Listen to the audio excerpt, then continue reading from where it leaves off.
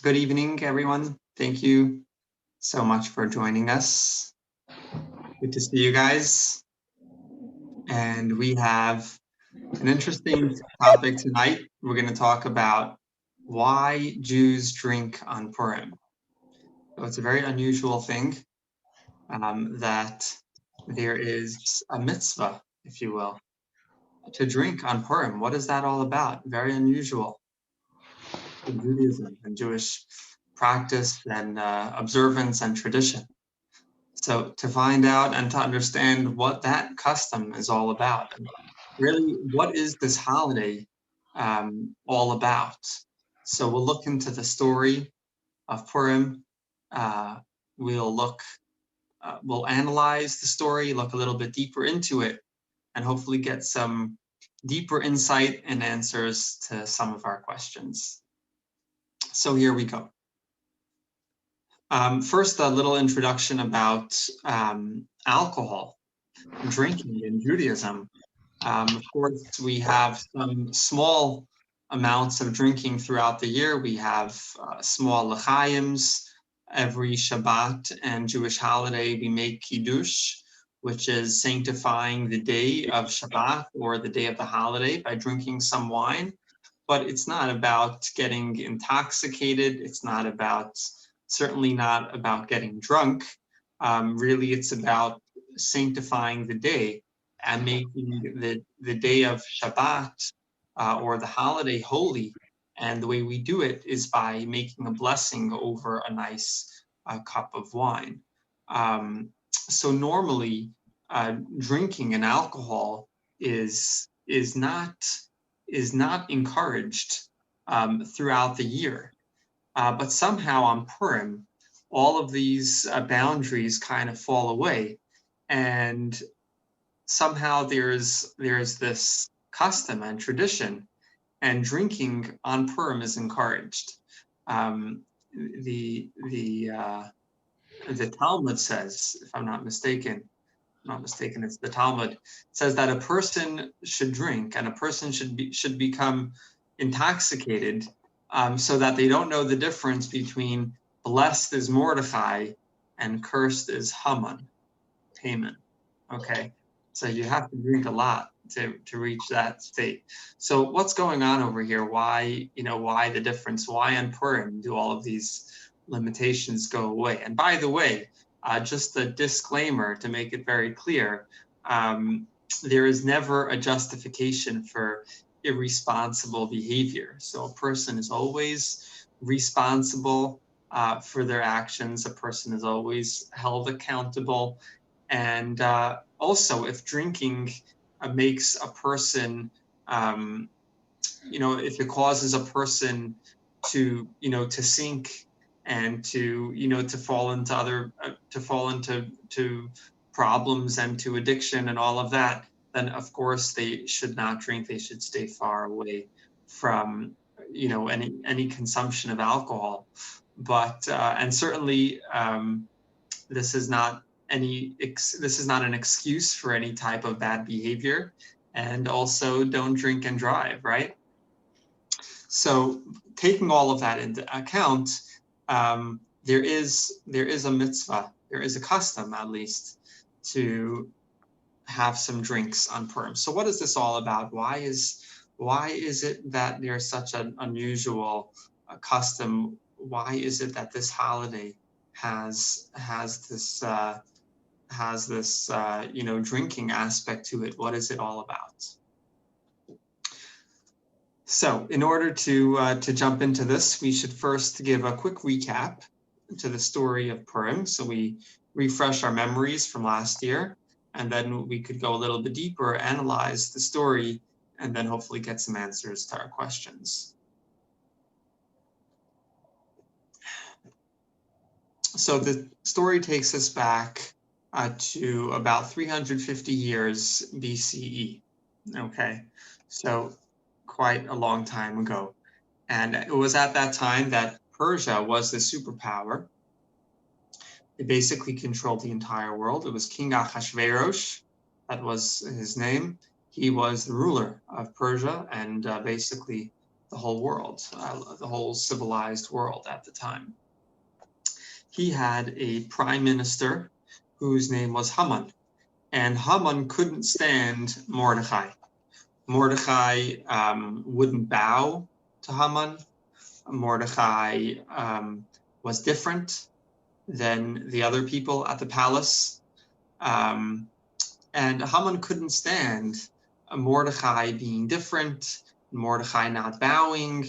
And in fact, all of Mordecai's traditions and customs and religion, it really irked Haman. So what Haman did was he plotted to kill not just Mordecai, but in fact every single Jew in the kingdom, which was basically all Jews everywhere around the world. And Haman drew lots, and this is where the name Purim comes from. Purim comes from the word pur, which means lots. So he did this raffle where he chose the day, which was going to be the lucky day and the lucky month to kill the Jews, all of the Jews in the empire. And it came out to be on during this month in Adar, the Jewish month of Adar. And Haman took it as a good sign because he knew that Moses died during this month, so he took it as a good sign. But back to the point, Haman plotted to kill all the Jews, and Ahasuerus was not a friend of the Jews himself, and he happily agreed to Haman's plot to kill all of the Jews. In the end, it was Queen Esther who saved the day, because it was Esther was a Jewish girl who just happened to be the queen of Persia, believe it or not. She had become the queen after Vashti, who was Ahasuerus' first queen, was put to death for rebelling against the king. So Ahasuerus went out looking for a new wife, and in the end he chose Esther, not knowing that she was Jewish, and she kept her identity a secret. And so Esther was in the position. She was one of the most powerful people in the world at the time. She was the queen of Persia. And so when she found out about this decree, so she ended up calling both Haman and the king to a party, and it was at that dinner, at that party, that she revealed that Haman was plotting to kill her people. So she basically revealed her identity at that moment. And when Ahasuerus, heard that, he became so angry. He punished Haman. Haman was put to death, and he was hanged by the king Ahasuerus. Not only that, Ahasuerus signed a decree saying and empowering Jews to defend themselves against anyone who sought to destroy them on that day of that month, the one that Haman chose to be the day when the Jews would be killed. And so therefore Purim is a great celebration. It's a great holiday, and it really commemorates the victory of the Jews against their enemies, against the people who tried to destroy them. Actually, in the capital city of Shushan, the battles continued for a second day, and so therefore the people of Shushan, they celebrated one day later. And so that tradition continues. If there is a city that is a walled city, at least from the olden days, like the walled city of Jerusalem, they actually celebrate a day later, celebrate Purim a day later, to commemorate how in the walled capital city of Shushan, the struggle continued for an extra day, and it was only then that the Jewish people were victorious. So this is the story, and this is the reason why we celebrate Purim. This is what the holiday is all about. And I think now we should look a little bit deeper into the story to find some more insight and some more details, and then use that information, use those details and insight to answer some of our questions. So, if you think about it, at this time during this story of Purim, the Jewish people were extremely influential. So first and foremost, they had Esther. She was the queen of Persia, and she was probably the most powerful Jewish person in all of Jewish history. She was the wife of the most powerful king who basically ruled the entire world. Not only that, the leader of the Jewish community, the leader of the Jewish people, Mordecai, he was one of the king's ministers. Not only was he a minister of the king, but actually the reason he received this post and the reason why he had this position is because he saved the king's life. So he overheard two of the king's guards plotting to poison the king. And because Mordecai was part of the Sanhedrin during the time of the Holy Temple, the Jewish Supreme Court, one of the criteria of a Supreme Court justice is that every judge knows all of the languages. So Mordecai was fluent also in this language that these two guards were speaking in. So he overheard their plans, and he spoiled their plans and saved the king's life. So Mordecai had a strong position, and also because he saved the king's life, we could be sure that he was held in high regard because of that as well.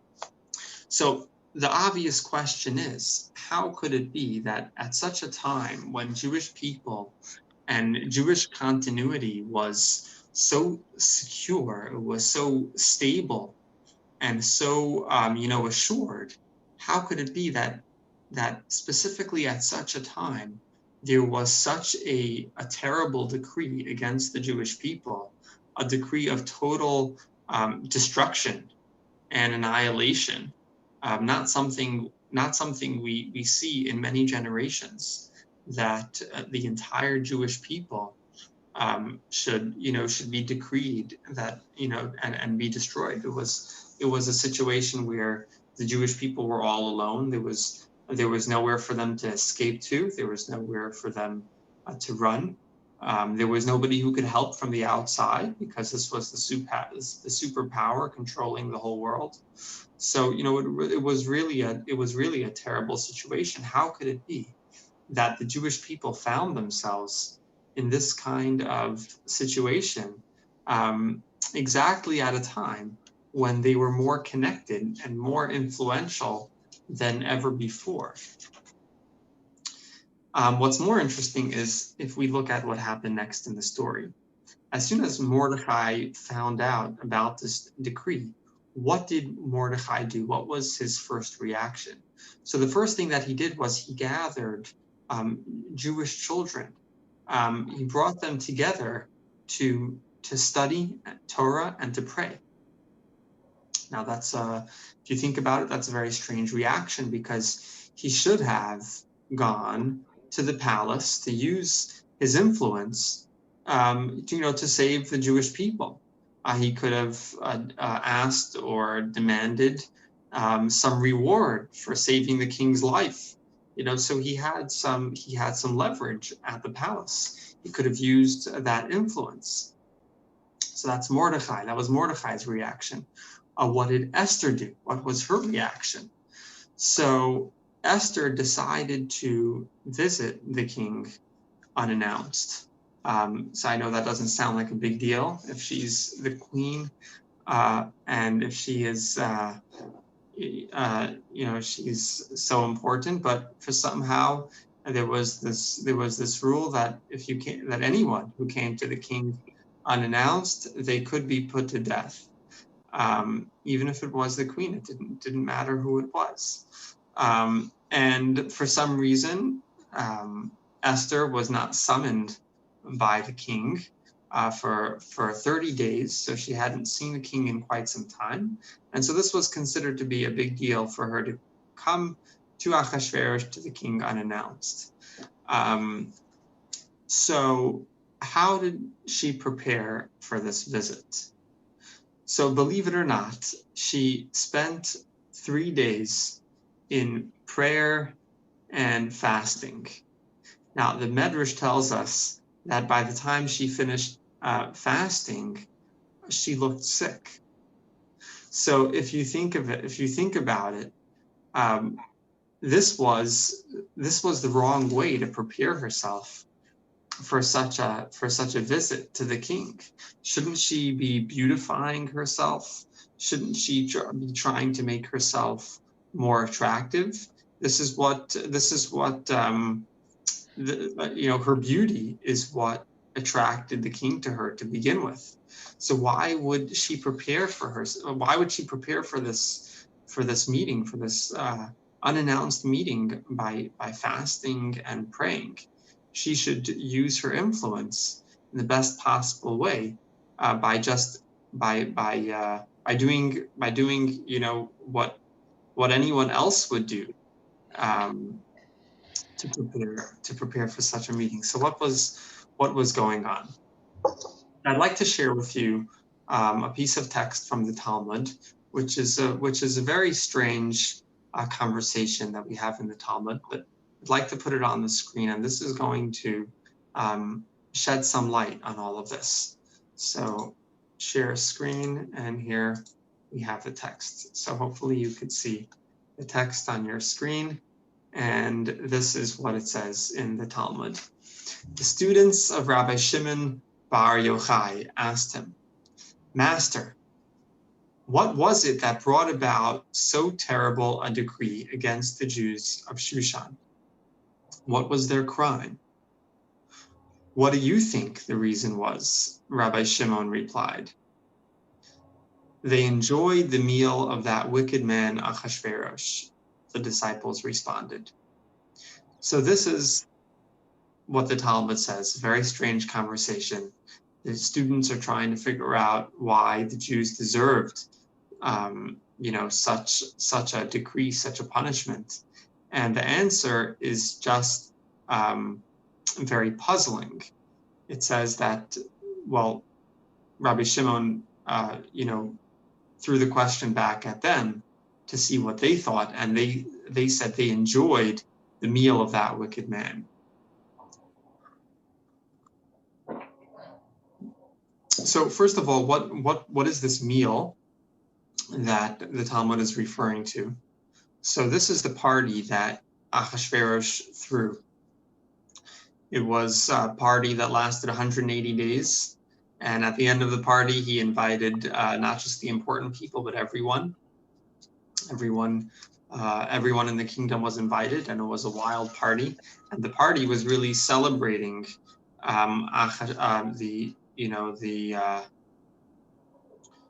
kingdom and the kingship of Achashverosh, because there was a prophecy that everybody knew that after 70 years, the Jews would return to Israel, and they would once again rule over Israel and have control over Israel. And they counted 70 years, at least Achashverosh and his advisors counted the years, and they saw that 70 years passed, and the Jews, did not return to Israel. So they took that as a sign that Achashverosh's rule was strong and his position was secure. And now it happens to be that they miscalculated the calculation, but this is what the party was all about. Now the commentaries on the Talmud. So the Talmud said that at least the students of Rabbi Shimon said that the reason why they were, deserving of this decree was because they enjoyed themselves at this party of Achashverosh the king. So now if we look into the commentaries on the Talmud, we'll find that they're trying to figure out what is the Talmud talking about, and what is the meaning behind the story. So the commentaries say that yes, it's true that it's a sin to eat non-kosher food at a party, but it does not seem right for such a terrible decree to be a punishment for such behavior. Eating non-kosher food is not a capital offense. Not only that, there are many commentaries who say that the king provided kosher food for his Jewish guest at this party. So the commentaries on the Talmud don't understand. They ask the question, what is it? The answer is not, the question is not really answered. The question is, why did they deserve, such a terrible decree? But we still don't really have an answer. What's wrong with being at this party? What was so wrong about it that the Jewish people deserved, total annihilation? And there are various answers to this question, but I'd like to look at one perspective and to try to use this perspective to answer this question, and through this also to understand the original question that we asked at the beginning of this conversation: what is it about drinking alcohol? We shouldn't forget about that question. Okay, so let's talk about this party a little bit. The party that Achashverosh held. So it was a party where all important people were invited to this party. All of the ministers, all of the politicians, all of the talented people of the time. This was the place to be. This was the party where you wanted to be at. So between all of these people present, dignitaries, politicians, of course, it was also necessary that there be a Jewish presence and that there be some representatives of the Jewish community. The thing was that the Jewish people at that time were very proud of their position, of their influence, and of their political connections. They felt very secure in their position. They felt very secure as a community, and they knew that everything would be good and everything would be fine. And in a way, they believed in man more than they believed in God. And basically, it was at this time when they were literally at the top of the world, seemingly untouchable, that all of a sudden everything changed and they hit rock bottom. So how did this happen? And so the idea is that the mistake that the Jewish people made was that, as Jews, if we only take our fate and nature into account, we don't really have a way to survive. Because how could such a small nation, a nation that is persecuted in almost every generation, still be around? The Jewish people are one of the oldest peoples, and we're a very small people, and we've had more persecution than any other people, on this planet over more than 3,000 years. And so it doesn't really make sense that that we're still around today. So if we're just leaving it for fate and for nature, that's not really an explanation of how we are here today and how we've survived throughout history. The fact is that the Jewish people are a miraculous people. Look at these powerful kingdoms and these powerful empires that are no longer here today. But the Jewish people who've been attacked, who've been persecuted, and have been picked on for so many years, we're still here today. So the Jewish people are, in fact, a miraculous people. And so our secret to Jewish survival is not just in the way we conduct ourselves on a practical level. That's, of course, very important, the way, what we do and how we secure our position at every time in history. But our secret is not only, what we do on a practical level, but our secret is also understanding, knowing, the knowledge that we are a miraculous people, and that we look to God for protection, and we look to God for safety. So in the story of Purim, the Jews felt like they could take care of themselves, basically.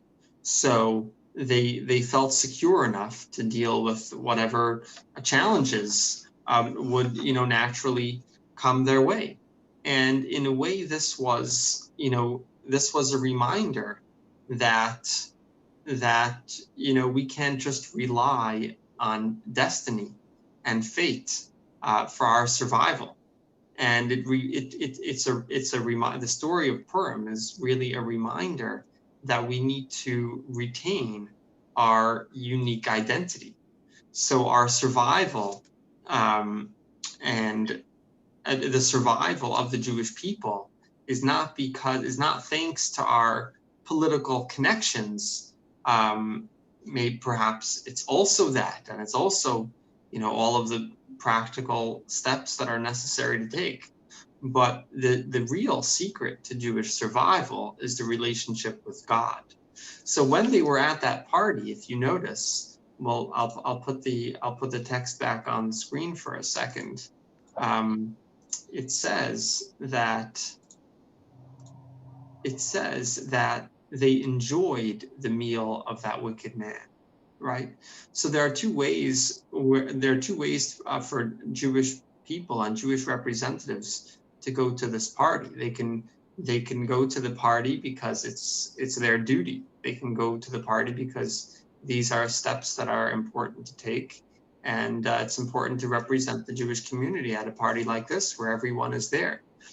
But they don't necessarily need to go there with so much enjoyment and pleasure and a confidence in themselves, confidence in their position, confidence in their influence, instead of not limiting it to that, and also realizing that our survival is thanks to God. So in a way, what was happening was God was saying, if you want to be on your own, if you want to do it yourself and go your own way, then that's fine, that's great, but fate might not be on your side.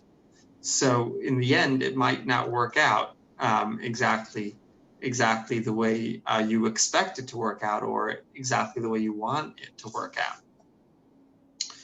So what happens in the story? Now, looking back at the reactions of Mordecai and Esther, what does Mordecai do?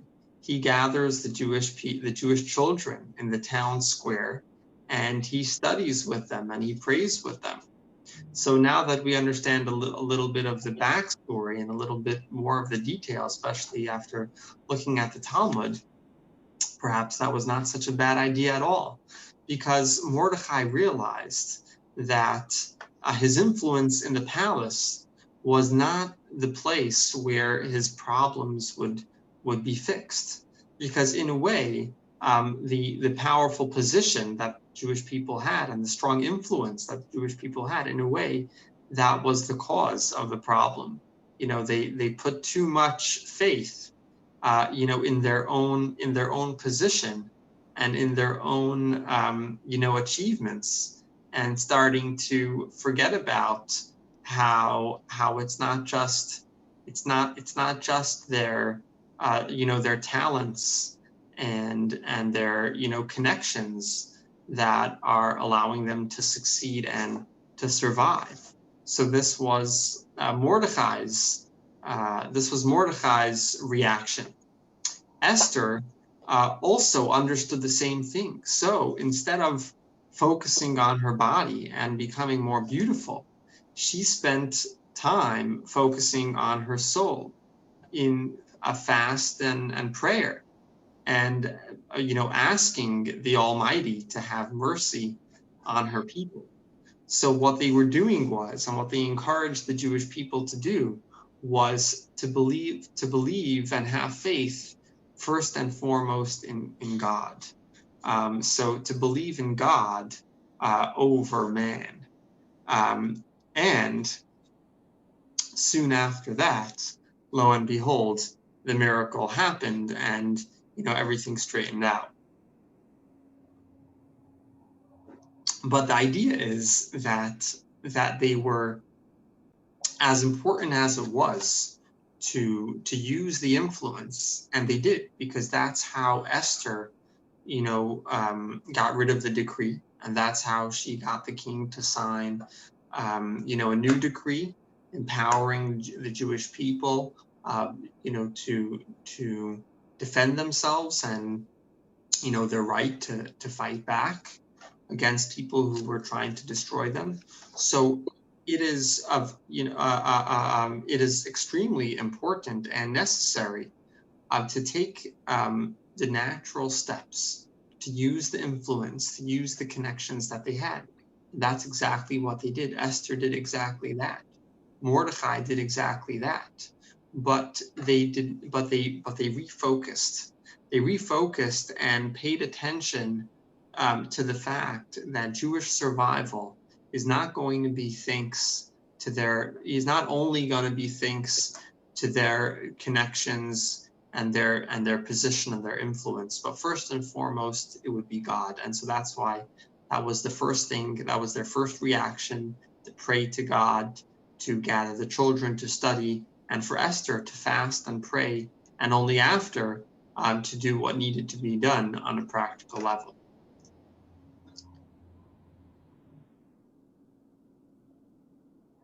So just to tie all the loose ends before we go to your comments and questions, how does this take us to alcohol and drinking on Purim? What is the connection to the custom of drinking on Purim?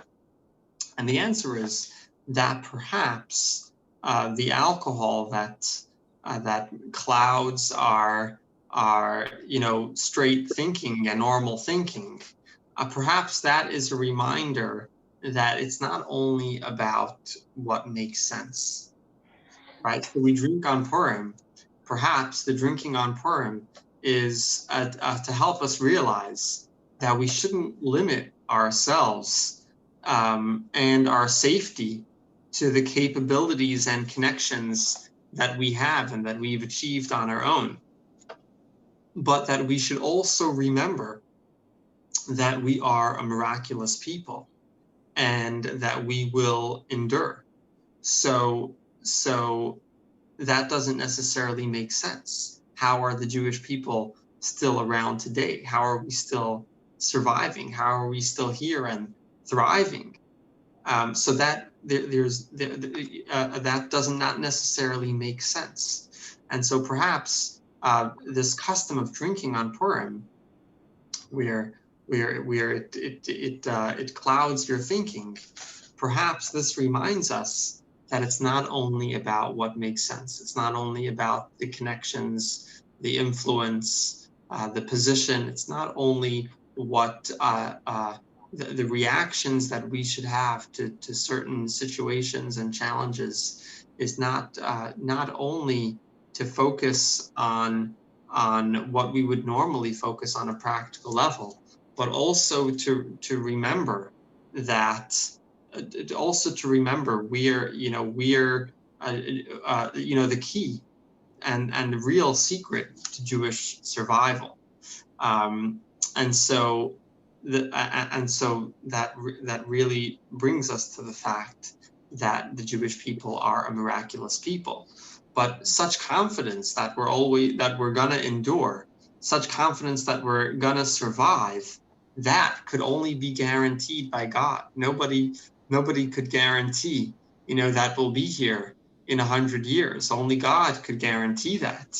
So basically, together with all of our practical efforts and everything that we do, everything that you would expect, human beings to do in a challenge, to use whatever means they have, any practical means, but at the same time, to keep our unique identity and to keep our connection to God strong.